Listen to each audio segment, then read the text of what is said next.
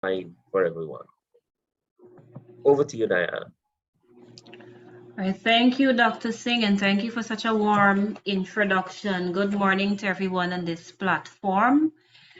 And I would like to join with Dr. Singh in welcoming you to the UGGI's webinar on oil revenue management for economic diversification and national investment. And this morning we have a person quite fitted to deliver this morning's lecture. He's a widely published, a well-accomplished academic in terms of his teaching and extensive research experience. I'm not going to give you too many details on the flyer. Much has been said about him in terms of his publication and teaching experience. But what I want you to take away is that he is experienced and quite capable of delivering this morning's lecture on oil revenue management for economic diversification. So at this point in time, I want to hand the floor over to him. He will take approximately 30 minutes to make his presentation, and the person of whom I speak is Professor J. Mandle, who is Professor Emeritus and the W. Bradford Wiley Professor of Economics at Colgate University. So, Professor, I'm happy to hand the floor over to you as you take us through this very important topic, given where we are in our country's development and where we expect our country to head in the near future. When he is finished presenting, we will have approximately 30 minutes of interaction. So I'm going to ask you to take advantage of the chat feature to type any questions, any comments that you may have as he's making his presentation. And when we are finished, we are going to have a period where we discuss and reflect on those comments and questions. So welcome, colleagues, and over to you, Professor J. Mandle. Thank you, Dianna. I hope I can live up to the expectations that you have raised for my presentation. My intention with this discussion is to contribute to the ongoing interaction that needs to be done to figure out how to use petroleum income to achieve simultaneously two objectives. One, to diversify the Guyanese economy, and secondly, to diversify the Guyanese economy in the direction of its contributing both to solving the problem of global climate change and as well to create its own green economies. So it's a kind of big task that I have set, and I don't pretend that I have perfect answers or even complete answers, but I hope to give some shape to what the discussion on these problems will be. Thomas Singh has put up the outline, which I will roughly follow, I hope, to give you some idea of where I'm headed for in this discussion. The first point that I want to make is I will start out in this discussion by talking about the experience in Trinidad and Tobago. Obviously, this is a country that in many ways is similar to Guyana. Size is not that different. Composition of the population is not that different, and has had a long history of petroleum. So there are lessons to be learned, and so that's a good deal of the early part of this discussion will be concerned with that experience in that country. I don't know, Thomas, whether you can get the table that is provided to put up to take a look at that. If not, I can just talk my way through it. The table. Go ahead, Thomas. Good morning, Jay. I could do that, but it'll take a little, just a minute or so. Okay, I can talk it way through, and then if it comes up, you can talk your way through while I load it, or you just want to talk your way through. Good. Okay.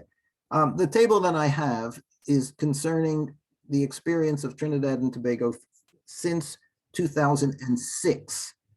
And there are three variables that are included in the table. One is oil rents as a percentage of GDP. This is essentially the contribution that oil makes to the Trinidad and Tobago economy. The second is the level of manufacturing output that has been experienced in the country, and I'm using that as a proxy for diversification. And three, what has happened to the country's gross domestic product over this period of time from 2006 to 2020. And very briefly, the story is not pleasant. This has been the period of time in which petroleum has declined in the country. In 2006, oil rents as a percentage of GDP was 12.5%, significant contribution to the economy. And petroleum has steadily declined as the reserves of petroleum in the country have declined.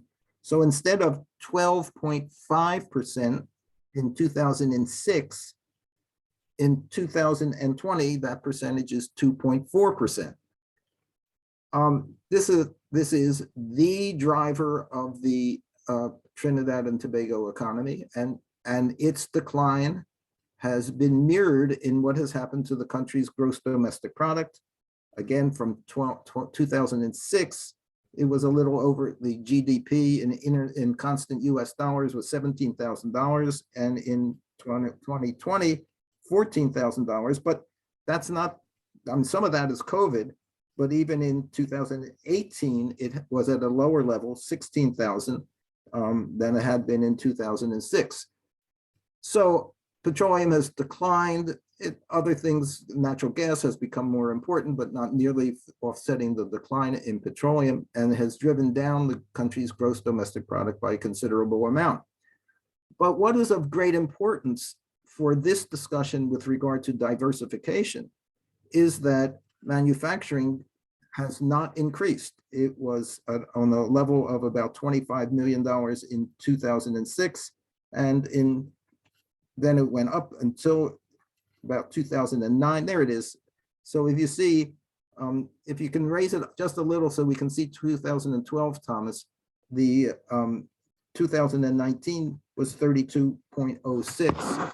So there has been essentially no diversification that has occurred in the Trinidad and Tobago economy as measured by the role of manufacturing in the economy, even as petroleum has declined and so has the gross domestic product. So this is an unpleasant story, a story that raises the question, what does it take for a petroleum economy to diversify? And I raise this because, though the time frame obviously will be different, Guyana is just getting started. Trinidad and Tobago has more than a century experience with petroleum. The issue it will be confronting Guyana will be compressed in time, but nonetheless will be the same issue that Trinidad and Tobago experienced. As petroleum becomes more important in the economy, as it will be in Guyana, the question arises whether the fate that it was experienced in Trinidad and Tobago, namely no diversification or very little diversification, can that fate be avoided in Guyana? And as I say, there are now two objectives that are on the table. One objective is simple diversification, but then second, diversification in a way that is environmentally sound. That then sets the stage for a theory discussion. The theory discussion is, what is required? How is it that diversification occurs? And for this, I'm employing and invoking a relatively recent way of thinking about economic development, and to think about it as a learning experience. Not learning in the academic sense, though.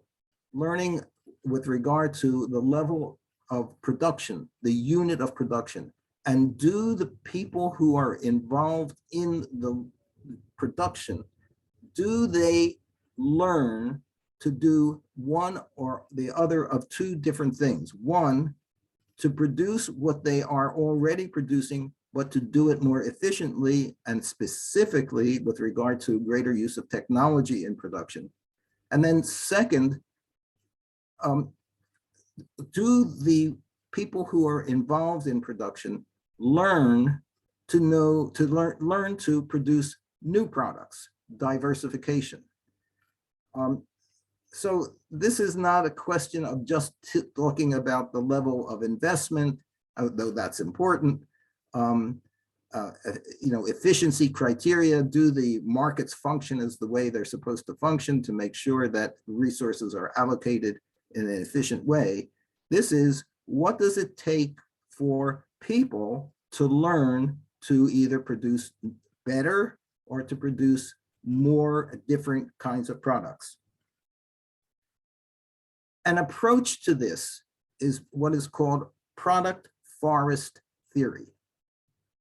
In short, product forest theory asks this question: if there is a firm and it is in an industry and it is producing, does that industry produce spillovers, namely knowledge of production, so that other people, not necessarily in that industry, can learn to produce using knowledge that is gained from the already existing industry?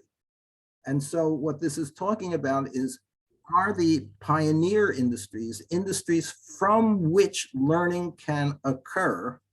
And therefore, if you have a country whose initial industrial structure is one in which these kinds of knowledge spillovers are present, that country is at a great advantage with regard to diversification compared to a country in which the technology that is present, the knowledge that is present in an industry that is already in existence is not of any use to other industries and is specific to that industry without real potential for spillovers.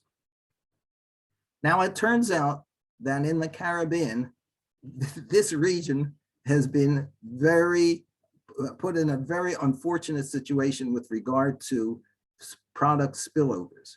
Because when the calculations are made, and I won't get into the detail of how these calculations are made, when the calculations are made about industries that have high levels of potential spillovers and low levels of potential spillovers, this region is at a disadvantage. On one hand, tropical agriculture, plantation agriculture as in this region, is very low with regard to the technology that is employed that is of use in other industries. Very low with regard to those potential spillovers from tropical agriculture.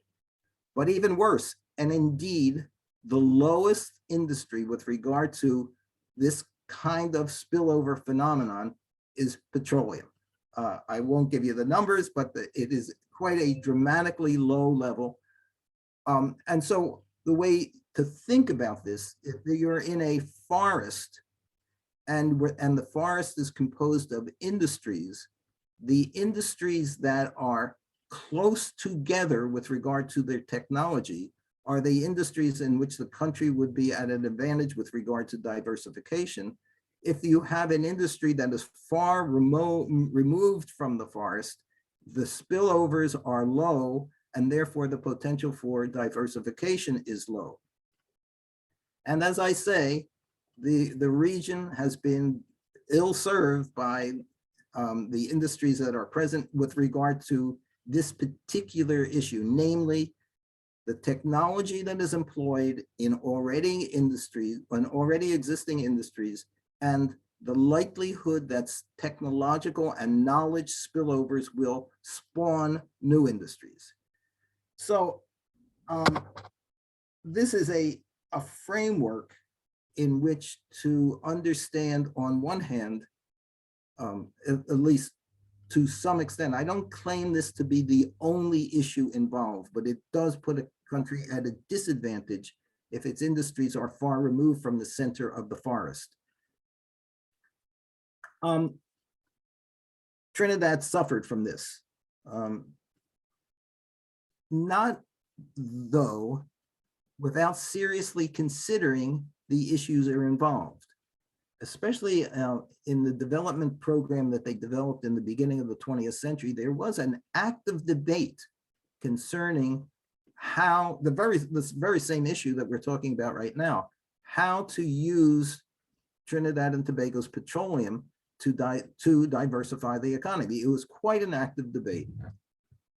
And the argument that you should use what exists in order to diversify and not try to do something new has a plausibility that can't be denied.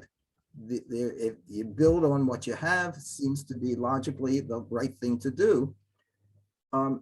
There was an alternative view that was presented by Lloyd Best and Eric St. Cyr, who said that essentially that what you really have to do is develop what they called onshore as opposed to offshore industries, because not exactly using this formulation, but they doubted that the offshore, namely petroleum, would be successful in spawning local, domestic, indigenous industries. The debate went on, and it's not precisely the case that it was a failure, because domestic content legislation worked in Trinidad and Tobago, and the effect of it was to build a subsector of the energy industry that was quite successful. Now, all small countries have to learn to export products to be successful. Domestic markets are insufficiently large to allow for economies of scale and other aspects of modern production to be utilized. Now, in Trinidad and Tobago, it was as if the petroleum industry was the export market, and the domestic firms that were supplying services to the petroleum industry in Trinidad and Tobago were in essence the export markets. And so it is true that the domestic services industry in Trinidad and Tobago produced high quality, low price services to the industry and was quite successful. So there was a plausibility to the argument that says you build on what you have. But as we have seen, it didn't spill over. The technologies and the methods of production that were employed in servicing petroleum were specific to petroleum. And in that sense, analyzing the situation, I'm sympathetic to the Best and St. Cyr argument, recognizing the other side has a plausibility to it, but the record is not satisfactory in Trinidad and Tobago. That record seems to suggest that the product forest theory is of importance. And if that's the case, then it is necessary to say, okay, we're going to have to create a new sector of the economy. This is not to say that you denigrate the importance of petroleum, because after all, it's a very important source of income, and in Guyana in the future will be, but it is to say that that doesn't provide the focal point for the achieving of a green and diversified economy. So I am checking my time, see how I'm doing, not bad. All right, now, we now turn to Guyana. One thing that we know for sure is, and this is a phrase that Eric Williams, the former prime minister in Trinidad and Tobago, used, money is no problem. I know there's a lot of discussion that goes on about the contracts that were signed with ExxonMobil. I'm not going to get into that debate. I am simply going to assume that there's very large volumes of income that will be made available from this industry. And the question will be, how to use it and in what ways this can facilitate the green diversification that we are, that is the objective. One thing about this is it's pretty likely, though quite uncertain, that the experience in Guyana will have to be relatively rapid. We do not know the rate at which fossil fuels will be substantially reduced in global markets and in global production. We do not know that. It will not be a century. And Trinidad and Tobago had more than a century. So one issue will be, can this get done relatively quickly? So at this point, the question then is, well, let's specify what the priority objectives are, and then to fit a programmatic approach to satisfy those priority objectives. I, on point 5, raise 3 different issues. One, just obviously, new industries have to be created. High-tech services, agriculture, fisheries, and manufacturing. Some of those, like for example, fisheries, already exist, but at a relatively low technological state. So that in that case, what the goal would be is not to create a new industry, but to modernize the industry that already exists. On the other hand, manufacturing, for all intents and purposes, will be a new industry that will have to be created. So that's one kind of priority. In some cases, as in fisheries, improving, making the industry more productive, and on the case of manufacturing, stimulate. So that's broadly the case for diversification. Second, in this regard, I think cannot be avoided is the question of the spatial location of the industries that are going to be created. In previous presentations, I have mentioned at some length the question of the impact of sea rise on the coast in Guyana, and the likelihood that some degree of relocation of the population will be required, either to the interior or to other safer places on the coast. But I don't think that when we're talking about the creation of new industries, it's going to be possible to ignore the fact that the coast of the country is really vulnerable, and that will have to be taken into account when the process of diversification occurs and new industries are created. I don't want to get into that into detail. I've done that previously, but it is an issue that has to be taken into account. Third, obviously, the Caribbean as a whole are the victims of global climate change and not the source of the problem. Yet, as I just mentioned, the consequences of global climate change visit the region. And since this is a brotherhood of all peoples that are being experienced, I think it is important that Guyana make the contribution that it can to mitigating global climate change. And for example, the forest is already doing that, but in the emergence of new sectors of the economy, the diversification that we're talking about, it would be very important for the new industries not to worsen an already terrible problem. And so the green component of diversification is, I think, very important. These are then the priority goals that would be that diversification would have to take into account. One, all the new industries that get created. Where are they going to be created? What about spatial location? And what about their contribution to solving, or at least mitigating the problem of global climate change? How's this going to get done? So I'm now up to point 6, where it gets to the specifics of what is needed in light of the theory of learning theory as the source of economic development. So one, it seems to me obvious that Guyana, like all countries, must move in the direction of developing green energy sources.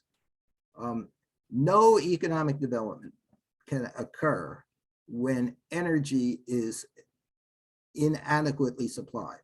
That just is a problem that is rudimentary in the process of economic development. It must be solved. It has not yet been solved. And in the case in Guyana, and in the case, in this particular case, it has to be that their green energy sources are developed. This could be wind, it could be water. Thomas has done stuff on using the gas as a way of getting greener energy sources, but this is rudimentary. The problem of energy has to be solved. Thomas Singh has also made a very valuable contribution with regard to what he calls, and is appropriately called, upstream carbon tax. That is a tax on the carbon that is produced in Guyana's petroleum sector. And what that would do is, as all taxes on petroleum would do, it would tend to reduce the use of it. The advantage of his proposal is that the tax revenue, because it's upstream, would go to Guyana, rather than if it's downstream, which would go to the country at which the consumption of the products using petroleum would be used. So this is a specific program that could be employed. But the next 3 are institutional in nature and would require changes in the institutional structure in the country in order to achieve the goals of a diversified green economy.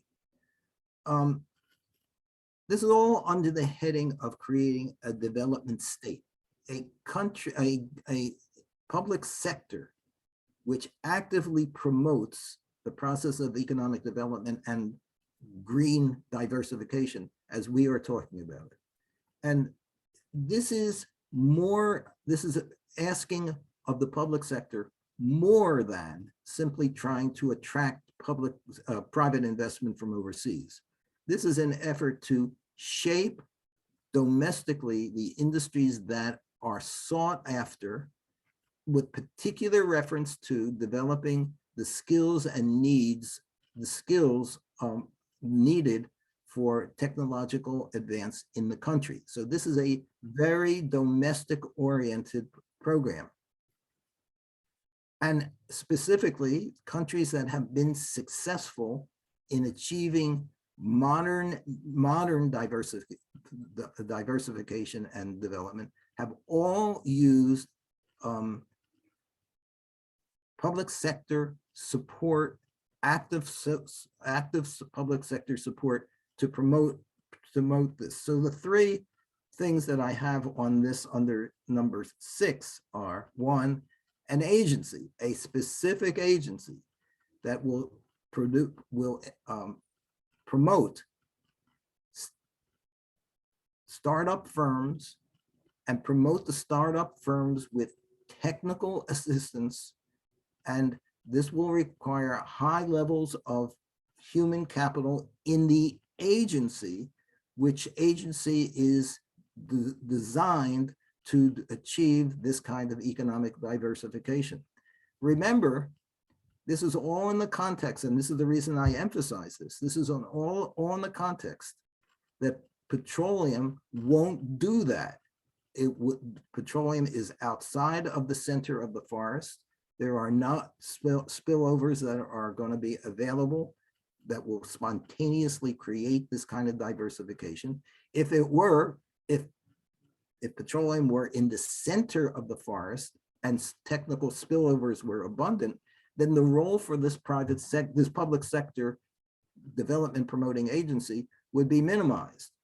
But again, to reiterate, industries that are outside of the forest are unreliable sources of spillovers and unreliable sources of diversification. So very important is this agency that gets created that has access to at least some of the wealth that is created by petroleum, and then is using the expertise of this firm to encourage the private sector in Guyana to modernize, to innovate, to create new industries. A second issue is very important, especially in the Caribbean, and related to the first, is the question of financing. Everywhere in the Caribbean, financing is a constraint to private sector development. It has to be solved. No economic development can occur if firms can't raise funds to support their investment. Elsewhere, development banks have succeeded in doing this.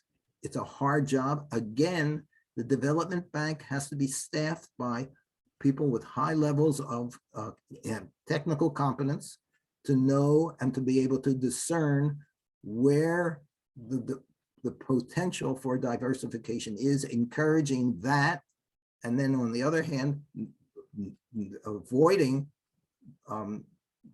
projects that have no real likelihood of either being successful or being a source of diversification. Third, and this is, I consider this to be as important as the other two. It's going to be a lot of money that's going to be available. And the question is how and by what standards, what criteria is the money that is going to be used by the development agency going to be employed? What are the criteria that are going to be applied? And I think it's absolutely important that though there be some support for startups, the significant funds will be allotted to firms that have proved themselves to be successful.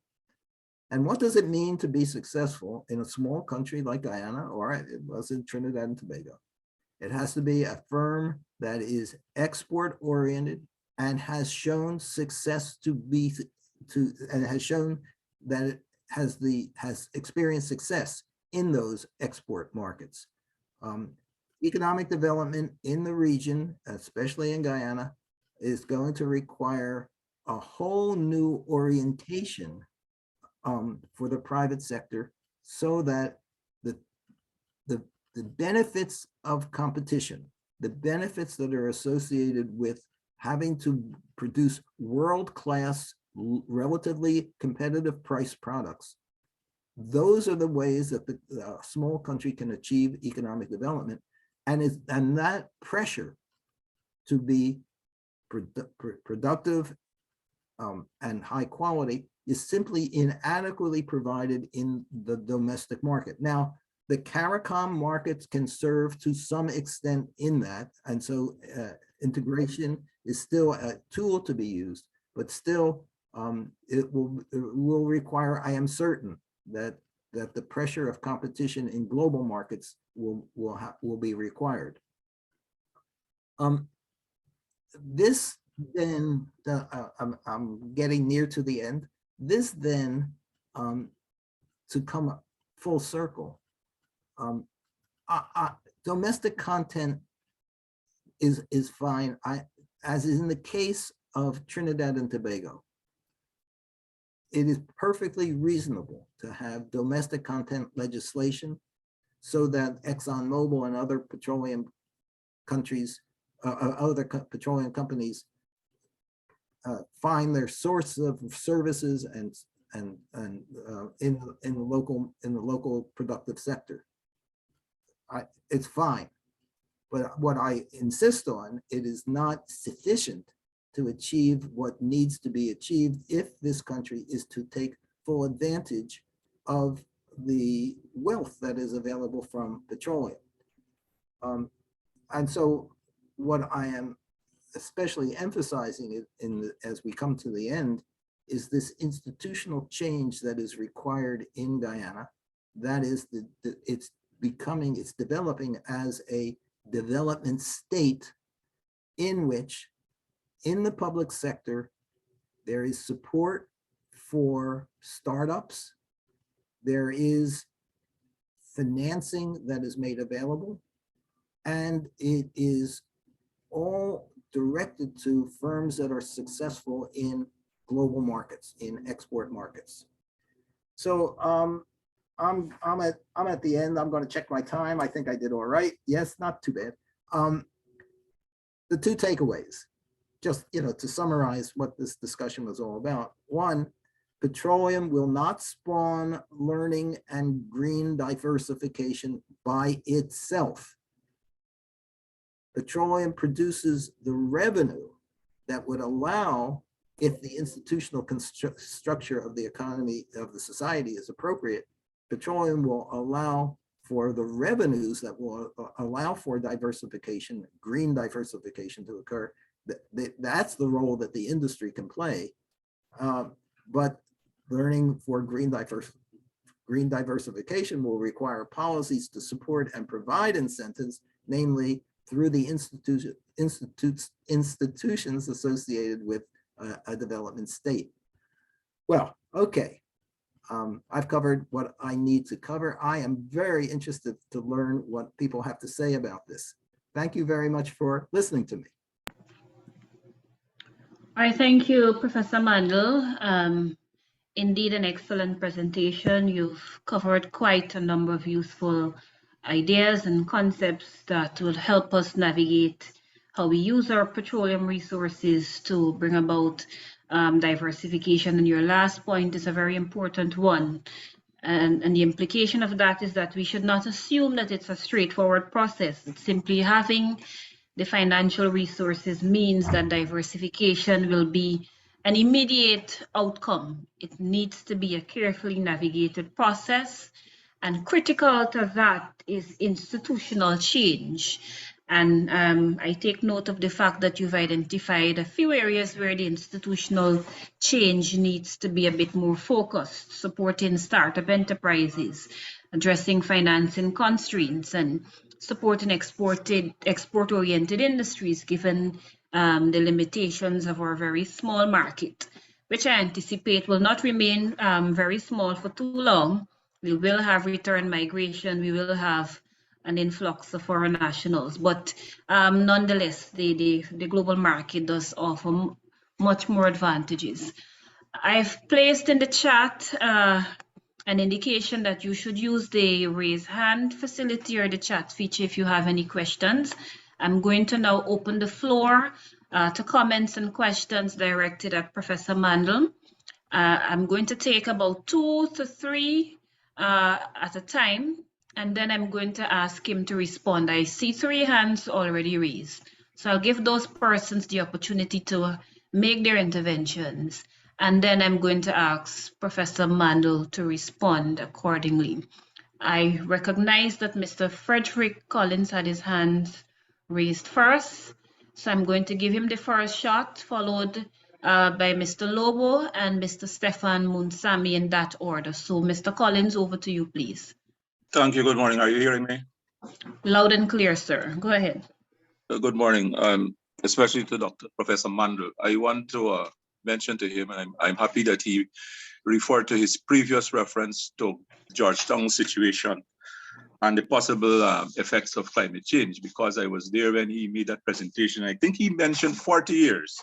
And that's my first question, whether given the time, he said, whether we are going to have enough time to cater for any movement. If I remember correctly, that he had quoted whatever it was from the US satellite footing, whatever, that it was about 40 years. Secondly, GYNIC, does he see a role, does he not see a role for GYNIC, Guyana National Engineering Corporation, in terms of this learning and spillover? And how do we then explain that GYNIC is not included in any kind of program for any kind of model for say the gas to shore? And finally, especially given that Dr. Trott's last article on sand, does he see merit in the consideration of an aluminum smelter after so many years? Thanks. Thank you, Mr. Collins. Mr. Lobo, could we have your questions or comments, please? Or Miss. Good morning, everyone. Hello, Jay. Greetings Hi, from Jose. Hi. greetings from Arizona. First, let me start by saying that I'm very, very glad that you have made this presentation, because I think you're raising some very important alarms as to the policy direction in Guyana. And if anything, I think you were very polite. The alarm really has to be raised. So I just have two observations that I would like you to comment. One is that, of course, there's much to be learned from the example of Trinidad and Tobago, but then there's also a lot to be learned from Guyana's other neighbor, Venezuela, which for many years experienced a very steady stream of income, and which probably no one in Guyana has to be reminded, today Venezuela has nothing to show for that. And Venezuela geared this economy. So I remember, I'm old enough that I remember the obsessive discussion in Venezuela about local content policy, which, if you ask me, is a complete and utter waste of time. I'm going to be categorical. It is useless. Local content policy is a political trick, and Venezuela is a source of many negative lessons. And I wonder if you can comment on Venezuela. Second, you also raise the very important issue of time. According to the Department of Energy in the United States and their projections of oil demand, and according to the projections of the International Energy Administration, oil demand is going to peak relatively soon, in a few years. It will be ExxonMobil's policies are completely geared towards maximizing its revenue in expectation of peak demand for oil. And when demand for oil declines, it will be very easy for ExxonMobil to begin to shut down their activities in Guyana. Literally, all they have to do is send their ships somewhere. But I see very little recognition on the part of the Guyanese authorities that this fabulous flow of wealth comes with a ticking clock. And the time in which that's going to be flowing, I think, is much less than is implicit in some of the discussions. So I wonder if you could also comment about this need to be aware of that. It will be very easy for ExxonMobil to shut down. It will be. But regarding decisions made by the Guyanese authorities, they might lock themselves into policies that it will be much more difficult to shut down away from oil. So I wonder what you think about that timing issue. Thank you. Well, thank you, Mr. Lobo. Professor, I'm thinking I should probably have you respond now, because there are about 5 main issues that the first two speakers raised. I think it would be good for you to intervene now before the list grows and we lose some of the ideas. Yes. Okay. With regard to Frederick Collins, here's the way I understood the very valuable contributions you made in your presentation. Namely, there is a stock of human capital that is already present in Guyana, but which is not being mobilized and organized in the direction that I have indicated is needed for diversified economy that is green. So I'll turn the issue around on you and say it in the following way. If there were a development state in Guyana, if there was a development agency whose task was to promote a diversified and green economy, one of its responsibilities would be to get to the Organization of the Engineers and other such people in Guyana, and offer them the opportunity financially, in particular, to address the questions which they are not now addressing, but which they have competence to do so. It is a question of, I think, leadership and organization and mobilization of the human capital that is present in Guyana that really underlay your presentation. And I think that that can and should be part of the development effort. Both with regard to Jose's comment on time, and I think also yours, Mr. Collins, there's a pretty high level of uncertainty. The science is still working itself out. I think that the 40 to 50 year projection with respect to the real problems that will be created in Guyana probably is sound. I don't feel comfortable myself in saying much more than Guyana does not have the time that Trinidad had, and Trinidad wasn't successful.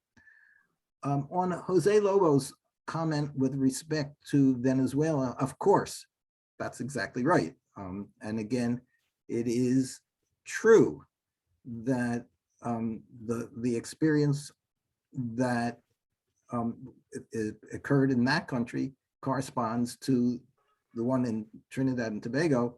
I use Trinidad and Tobago only because of the similarity that's the very close similarity that exists between Guyana and Trinidad and Tobago.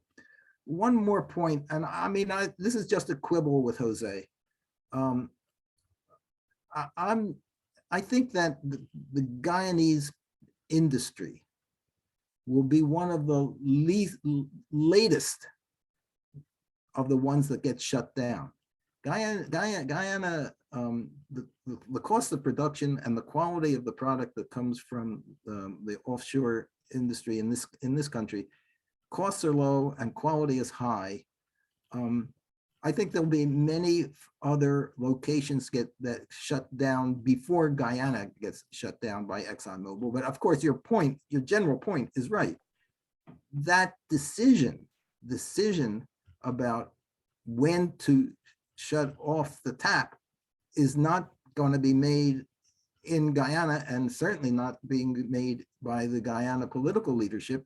It is being made by a profit maximizing international firm. Okay, which, because of that uncertainty and the fact that the decision making is not being made by the Guyanese, should, I think, hasten the process of the creation of a development state, precisely because whether it's Jose's years are a little delayed as I experience it, that's going to happen. And when that happens, the Guyanese either will have already put in place the institutions necessary to create a green, diverse economy, or else they will go, the country will go, we will go in the direction that Trinidad and Tobago is facing right now, how to recover from the loss of the industry and the fact that diversification did not occur. Thank you, Professor. I recognize Mr. Munsami. Could you go ahead, please? Hi, thank you very much, Dr. Glasgow.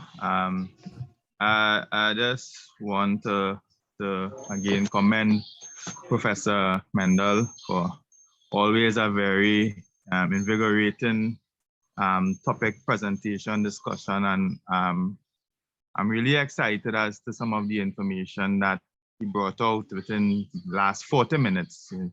Given such a short time period, the types of information and discussions that can be built off of what is presented, I think he was only able to really scratch the surface of this deeper issue of regional diversification. And I want to speak as a Trinidad national, and because part of his presentation was about Trinidad, the information that he presented really hits the nail on the head as it relates to what has happened with a country that had an oil boom and now is seeing the struggles of not diversifying. And I think where the conversation also needs to go is to the fact that regionally we do not understand what diversification is.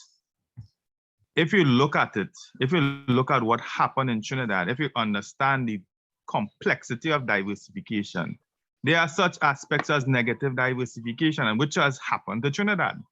So it's not that Trinidad did not have an effort to diversify. It is how they choose to diversify is what became the issue, right? We don't understand regionally what it is to diversify. And I don't want to go too much into get into too much economic jargon to make this an economic lesson.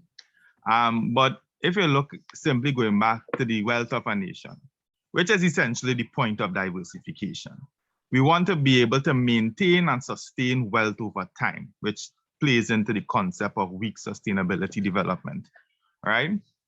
What happened with Trinidad is that they got a boom in wealth, particularly around the 90s when oil prices went up from under $20 to over $100 a barrel, right? And that boom in wealth created the opportunity to have a large source of revenue, especially foreign revenue, within the economy. But then what did they do with it? At the end of it, what we saw happening in Trinidad at that time was you saw a lot of businesses develop. And lo and behold, we could say, yes, the economy is diversifying. But then we look at the nature and type of businesses that developed. The businesses that developed were actually hemorrhaging foreign US out of the economy, because the businesses that was developed were predominantly importing and selling in a local currency. So the business boom that occurred in the country was a boom that did not provide options or alternative options towards bringing in new sources of foreign revenue, which eventually becomes a problem. So as the oil revenue, as the main foreign exchange earner decreases, the business industry now that depend on this revenue to buy in the products from all over the world start to struggle. And that is what's happening now. A matter of fact, the situation in Trinidad is a lot of small businesses are now having to close because they are unable to access foreign exchange. So we need to understand that diversification requires us diversifying our options of acquiring foreign exchange and wealth into the nation, right? And this is where Guyana needs to learn from. That is what Guyana needs to understand. And that plays into a bigger part of the institutional structure that Professor Mandle was speaking about that is required. And it goes beyond the policy environment, it goes beyond the enabling environment for businesses and businesses to strive. We look at structures in the Caribbean where we don't even have systems such as investment banking, angel investors. These are things that you would see in larger developed countries. They have investors who could provide seed funds for business ideas, right? We're looking at an education system that do not encourage innovation and entrepreneurship, that do not teach us systems of how to patent products to have competitive products on the market, like Professor Mandle highlighted. So there are a lot of deeper institutional issues that exist with this diversification process. And like Professor Mandle said, it's not a one-time event. It's not something that happened over the short term. It's something that does take time to develop. And as we rightfully stated, the world is moving away from oil and gas, even though we can't say how fast this transition is going to happen. And I also think there may not be just a shift away, but a shift in the dynamics of the market. So right now, the market moves from south to north. So the poor south exporting to the rich north, right? And the more developed countries are looking at options to move away from the oil industry and the fossil fuel industry. But then we still have developing and less developed countries that may be still look at oil and gas as the best and cheapest source of energy. So we may see a shift in the market, more unilateral rather than from north to south. So I think that this is just an important part of a larger discussion, and that regionally we need to understand what is this process of diversification. And we cannot be using diversification models. Mr. Munsami, sorry to cut you. I just want to give other persons an opportunity. Yeah, wrapping up now, right? Yes, thank you. I just gonna say we can't use diversification models from countries that can't have complete value chains. We have to understand our position as a region and be able to develop a diversification model that could suit us. Thank you very much for the time. Yes, thank you, Mr. Munsami. I just want to ensure, if you have questions, please feel free to ask them. Let's give more people the opportunity to raise their questions. I recognize Mr. Regnault. Thank you very much. We don't have much time. Okay, Go thank ahead, you very please. much. Yes. Well, first of all, thank you very much, Jay, because I like a lot your presentation. But as Venezuelan, I think I need to say something here, because it's not black and white, it's a little bit more nuanced. And then if you ask me what was exactly the problem in Venezuela, in my opinion, the main problem is the big misunderstanding about what the oil rent is. And then what I think is about, if I have to give advice to the Guyana country, I will say that you have to isolate the oil rent in accounting terms. Why? Because otherwise you're gonna have a fiction in your mind, thinking that you are producing a lot of money. And then the other thing is not to make economic policies counting on the much fluctuation. I mean, the fluctuating oil rent, because the oil rent is, and I would like to discuss about it, because I'm now preparing a paper about what happened in the mistakes in Venezuela and so on. I would like maybe to present maybe later to you. But the thing is, this is a main important thing, but you cannot avoid the oil rent in itself. I mean, it's not a curse, it's neither a blessing. It's only a situation that you have to manage, and you have to account this. This is one of the things. And about the diversification, you have to count that for sure it's going to be an overvaluation of the currency, and then it's going to be there. And then the thing is how you can manage the situation and how you can create more benefit for the population. And this is one of the things you have to deal with. But that is why I cannot say my country is completely failed. No. It's going to be. It's 120 years being oil country, and we had a really good moments and we have really bad moments. And I could not say that it's so easy. It's like a curse or like a blessing. It's mainly an income that we have to deal with, and we have to diversify in terms of being clear. It's not, that's why, and I would like to insist this, it's not a curse, it's not the Dutch disease. The Dutch disease occurred here in the Netherlands, by the way, where I'm now, for like completely other reasons. It's not the case of Guyana. Okay, this is my comment. Thank you very much. Thank you, Mr. Regnault. We welcome the experiences of both Trinidad and Venezuela, which we've heard from yourself and Mr. Munsami. I recognize that we have Mr. Seymour Douglas, and when we have stalwarts in our presence, we'd want to hear from them. Mr. Douglas is an important player in machine learning and data analytics. I want to give him an opportunity to share some comments or ask a question, but I know I'm putting him on the spot. So I will have Mr. Boodoo make his intervention first so that Mr. Douglas can put his thoughts together. So over to you, Mr. Boodoo. Dianna, excuse me, I think Seymour had to leave. Oh, he had to leave. Okay, great. Mr. Boodoo, could you go ahead, please? Your hand has been raised for a while now. You're muted, Mr. Boodoo. You're still muted. Right. Yes.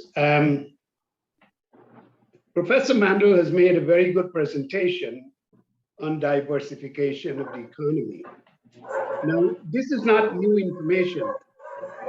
We never had the resources to advance these ideas.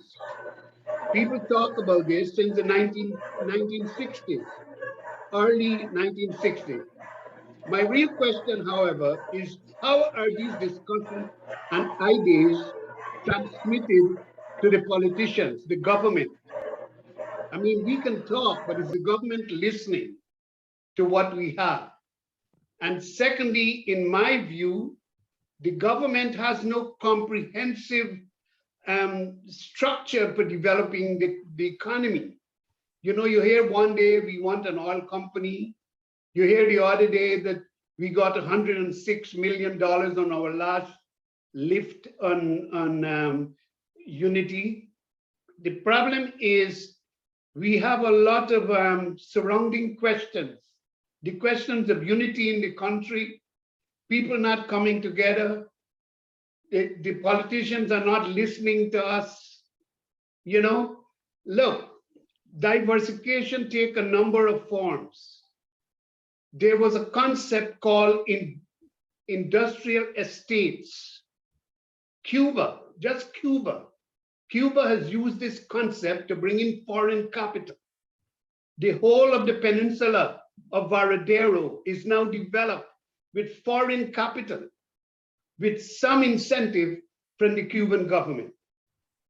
If we look at other places like Mahathir, the man who created the paradigm of change in a place called Penang, he established industrial estate where he attracted European capital and provide free land in Malaysia.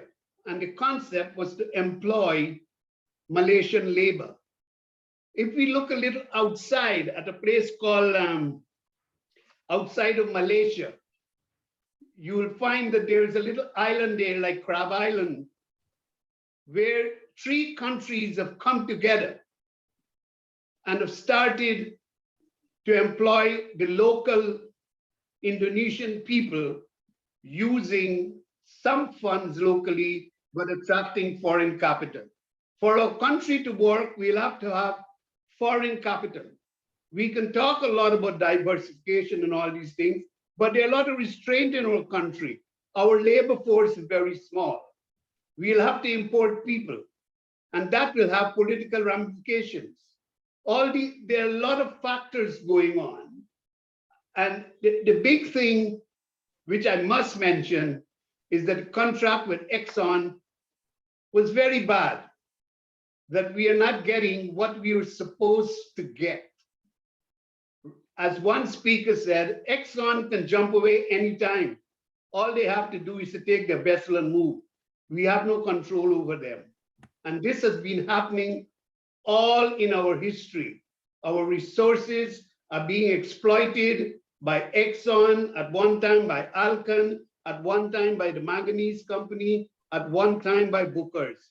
This has to stop. We have to get a way of renegotiating that contract with Exxon. You know, I think there are provisions in Sarbanes-Oxley, an American act that can open an investigation of Exxon in a third world country. But nobody's going that way. We are all fighting between ourselves, and our country is suffering. Because in the end, we have to develop policies and initiatives that will benefit the Guyanese people. And to date, we haven't done that. Thank you for allowing me to talk. All right, thank you, Mr. Boodoo. Professor Mandle, there was an earlier question by Mr. Collins on whether we should invest in an aluminum smelter. And there's another question in the chat from Mr. Winter. If you have any examples of startup TA agencies or national development banks that have successfully promoted non-oil export sectors in resource-rich countries that Guyana could emulate.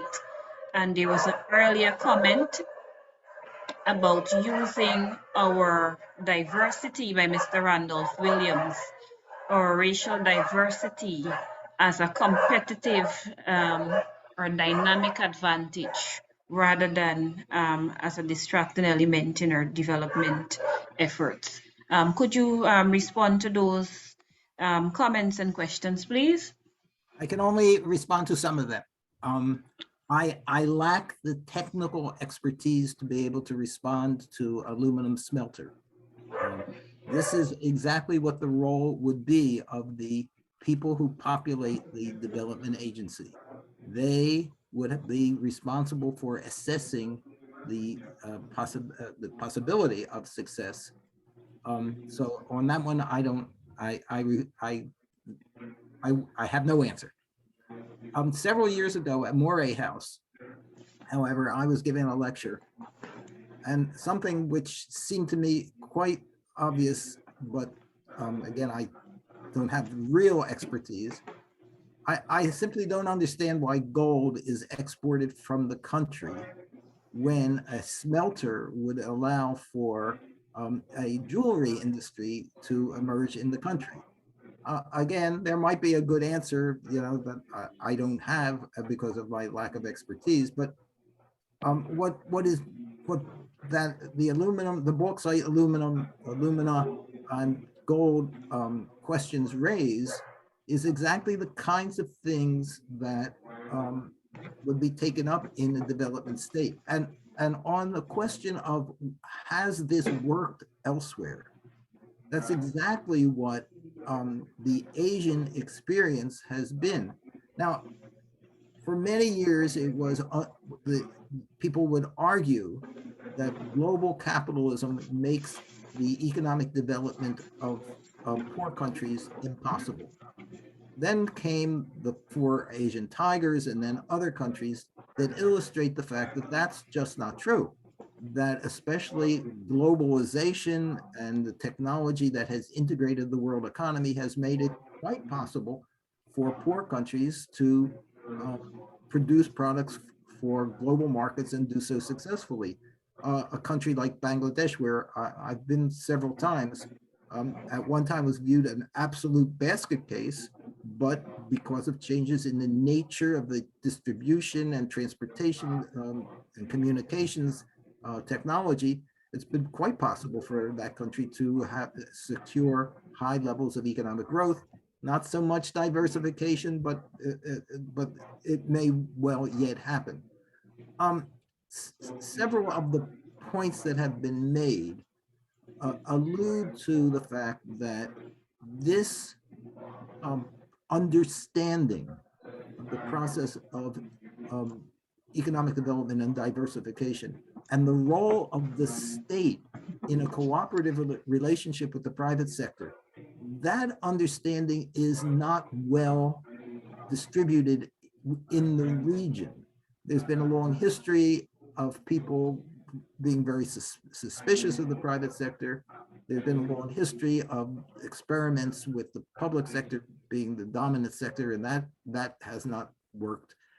A synthesis of understanding based upon observation of development states elsewhere has not yet happened. Now, I am not going to intervene in the domestic political situation in this country. No one from the outside would ever venture to do such a thing. It is the role of people who are interested in the promoting of the development of the country and the use of the petroleum wealth to make their voices heard. To date, I would agree with people who say that has not yet happened. I think that the experience in Asia now is well enough documented and well enough understood, so the analogous case can be made with regard to the region. And I agree, it has not yet happened. At the moment, it slips my mind who said this, but from Venezuela. Yes, there is a need to do an accounting exercise so that the revenues are isolated and completely understood and made available according to standards that are well understood and publicly articulated. So all of this is the kind of thing that was actually discussed in Trinidad. And I mean, people may not know now Lloyd Best's name. An enfant terrible, if there ever was one, of a man who was very hard sometimes to understand because I often didn't understand what he had to say. But that was his idea, that there would be, and that's why he used the word onshore. This would be firms that would not be predominantly owned overseas or source their inputs from overseas. These would be local firms who would predominantly be using domestic inputs and would be domestically owned.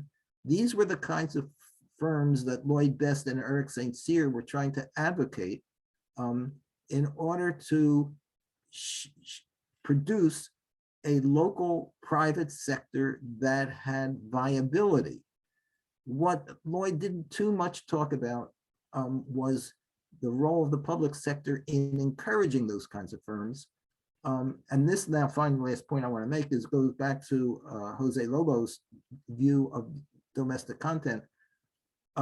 He used very strong language, but his point is well taken, that if you do domestic content legislation exclusively, you make sure that you do not have diversification. It becomes wedded to the predominant big firm, in this case, ExxonMobil,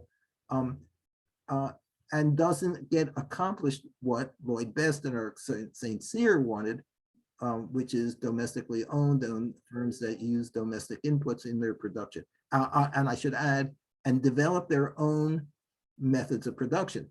One of the problems with the private sector in the region and in Guyana is almost no research and development is undertaken.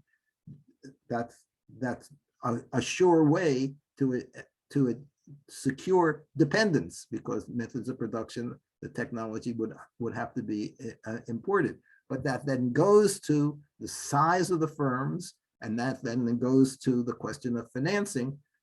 What is needed, in short, is a central public sector institution whose objective is to promote domestic firms in all the aspects that is required for those firms to be successful in global markets. So, I tried to synthesize some of the comments, but recognize there are some questions I simply don't know the answer to.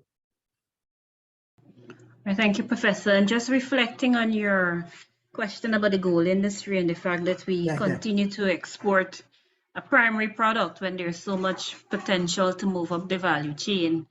I think as part of diversification, we need to remain, we need to be guided by the need to create value. Diversification, especially if we're thinking about export-oriented industries. Diversification cannot be effective if we are going to expand primary industries or industries with low processing and low value added.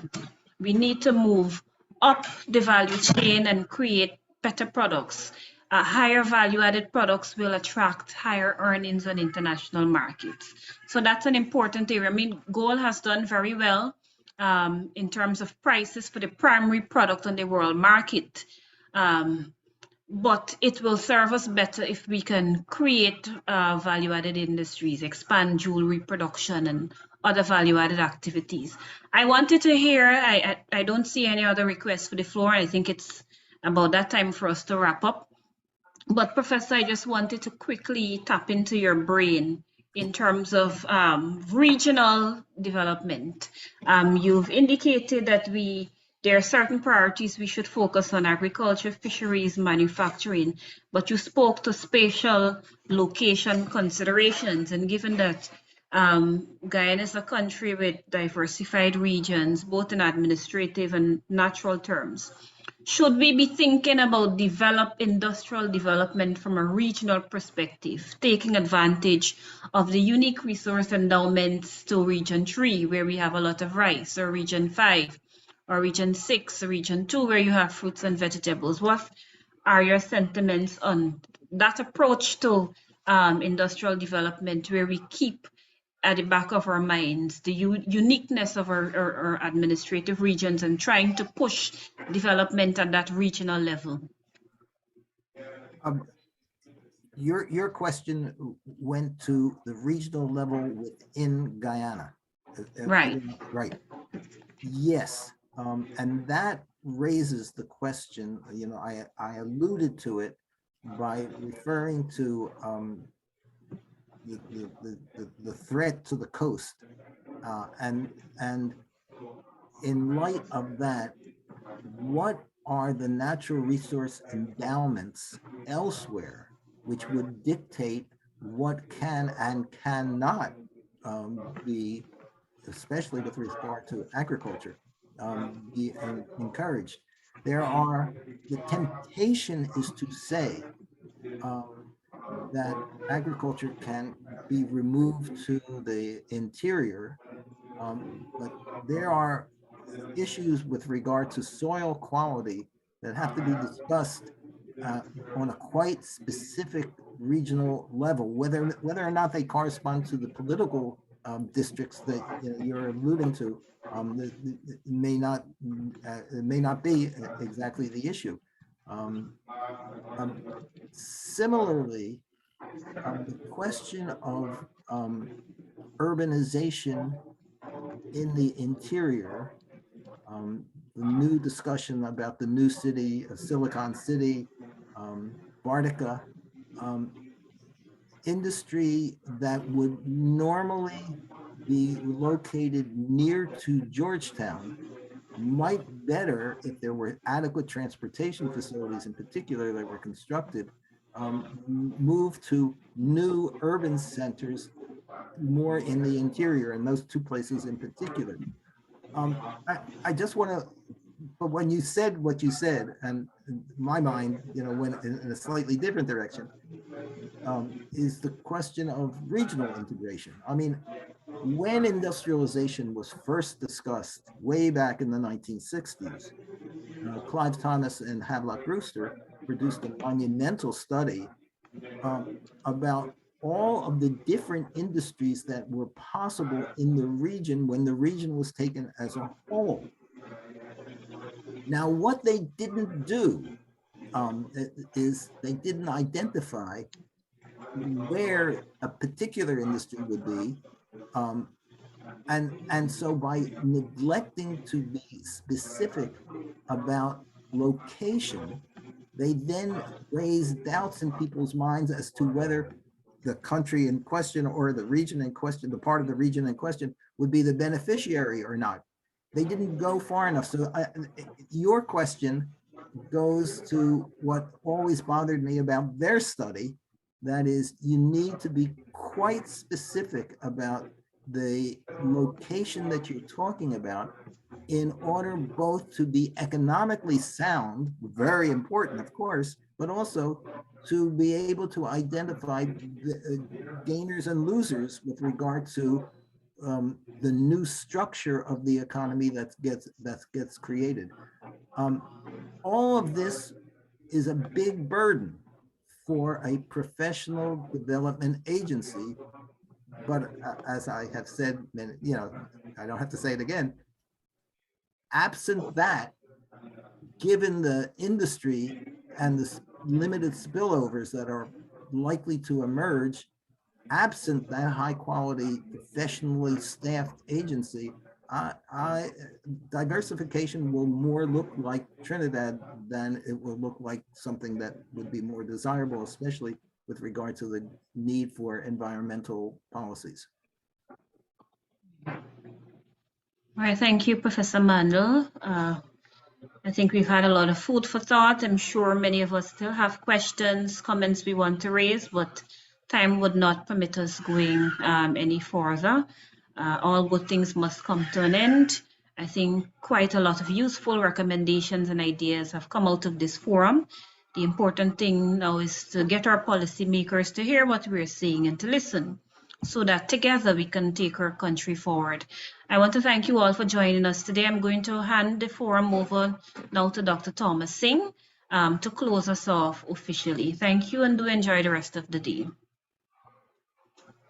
Dr. Singh, over to you.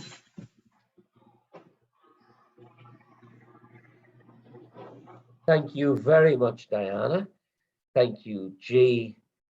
And we've just this afternoon begun to literally scratch the surface of the issues that will have to be addressed if economic diversification is going to become part of the reality and the story that we eventually tell.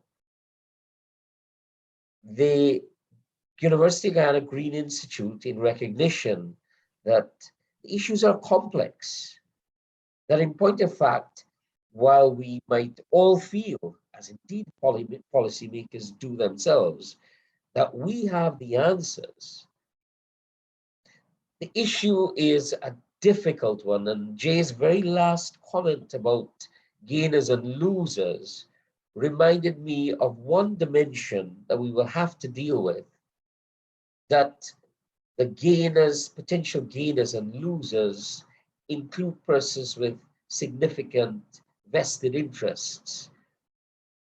For there to be economic diversification, there will have to be policy initiatives that tap into appropriate incentives. And there will have to be things done by a state, but also done by a number of different stakeholders and actors and economic agents in the economy. We can't do this unless we begin to think through the process that will get us to economic diversification. The Green Institute has in mind something that we're calling a committee to develop a national investment in economic diversification strategy. We've discussed the contours of such an initiative, and perhaps I'd like to close by saying that we will use today's webinar, today's excellent presentation by Jay, along with the excellent contributions that you've made, and the adept moderation that you did, Diana, as a platform on which to launch this initiative to think through carefully the processes, the actions that will eventually help us to achieve economic diversification, when in point of fact, that economic diversification, being already difficult, is made insuperably more difficult because of the structure and contours and shape of our society. So on that note, I'd like to tell you that it was a distinct pleasure to have you all join us, to assure you that you'll hear from us.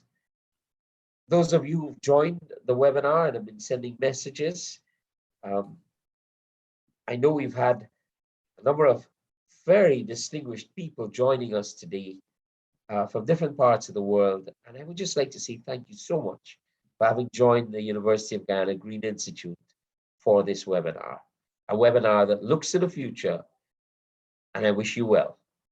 Have a good afternoon and weekend. Thank you all. I shall now end the meeting. Do take care. Bye-bye.